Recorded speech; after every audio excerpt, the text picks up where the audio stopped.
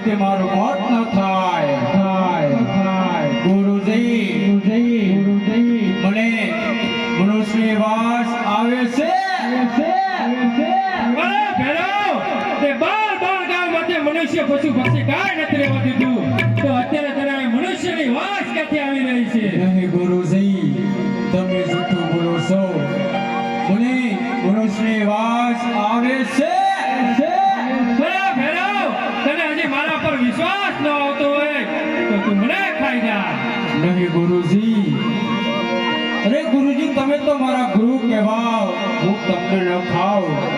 મને ઝૂંપડીની અંદરથી મનુષ્ય વાસ આવે છે.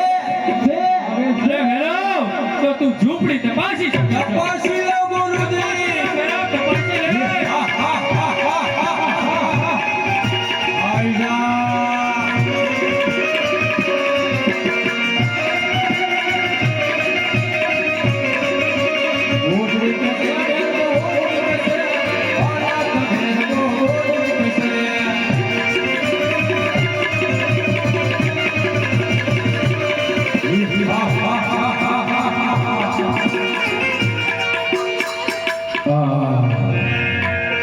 ગુરુજી, આ ગોદડી ખેંચી ખેંચીને હાવ થાકી ગયો, પણ આ ગોદડીનો તાજ કેમ નથી આવતો?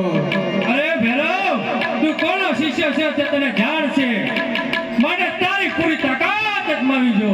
ખેંચી બતાવો ગુરુજી. કેસી બતાવ.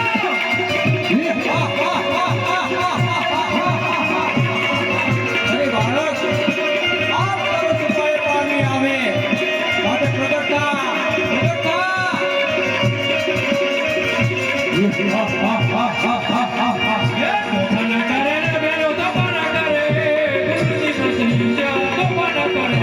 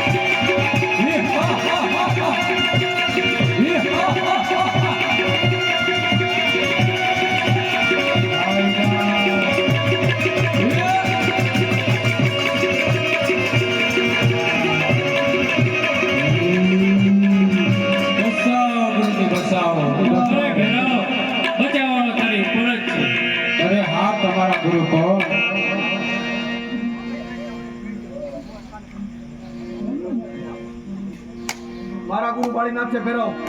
અરે આપણે બંને ગુરુભાઈ કહેવાય તે માટે ભાઈ ભાઈને ન મરાય. એ વાત સત્ય છે. રાતને મારતો નથી, સાપની ગુફામાં બંધાવું છું. મને એક ટાઈમ જમવાનું ભોજન આપો. નવમ દશમ 11 3 દિવસના મેળા ભરાશે. દશમના પ્રસાદ તારા નામે થશે, 11 મારા નામે થશે. મને રહેઠાણ આપો. સામેની ગુફામાં ભંડારી 500 મણની આડી બહુ સારું.